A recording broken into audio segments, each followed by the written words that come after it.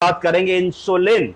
हम सब इंसुलिन के बारे में जानते हैं, पर ये बताइए हम में से कितने लोग हैं ऐसे हैं जो जानते हैं कि इंसुलिन कैसे बनती है, इंसुलिन कहां से आती है। पेड़ से निकलती है, पौधे से निकलती है, गाय से निकलती है, भैंस से निकलती है, सुअर से निकलती है, बैक्टीरिया से निकलती है, कहां से निकलती है। जितने लोग इसके बारे में जानते हैं कमेंट में मुझे बताएं कि ये इंसुलिन कहां से आती है। जो इंसुलिन का वाइल बिकता है, हम लोग दिन भर मरीजों को लिखते हैं, मरीज लगाते हैं, तो what is the source of insulin.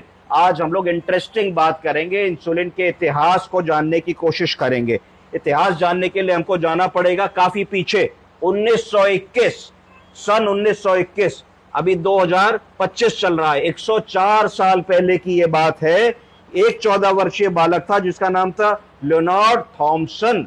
ये भर्ती था जापान के टोरंटो जनरल हॉस्पिटल में और लंबा इलाज चल रहा था। ये बिल्कुल ठीक नहीं हो रहा था, इसका वजन कम होता जा रहा था, ये सूखता जा रहा था, हर छोटा बड़ा इन्फेक्शन इसका ठीक नहीं हो रहा था। ये एक प्रभावशाली परिवार का बच्चा था, सब लोग बड़े परेशान थे कि क्या ऐसा कर दें कि इस बच्चे को बचाया जाए। पर उस समय 104 साल पहले की मेडिकल साइंस ने सारा जोर लगा दिया, जापान जैसा विकसित देश था, कुछ नहीं हो पाया। तब कनाडा में एक रिसर्च चल रही थी। क्या रिसर्च चल रही थी कि उन्होंने एक एक्सपेरिमेंटल डेवलपमेंट किया था, कैनेडियन रिसर्चर्स ने।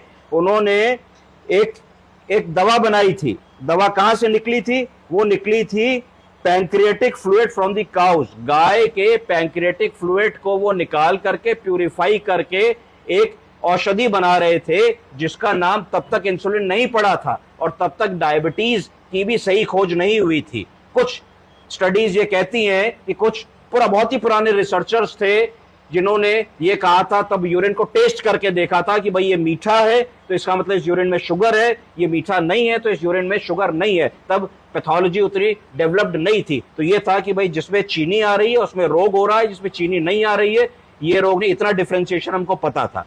तो इन्होंने क्या किया कि 1922 में जो एक्सपेरिमेंटल पैंक्रियाटिक एक्सट्रैक्ट कनाडा में रिसर्च हो रही थी उसको उस लड़के को देना शुरू किया।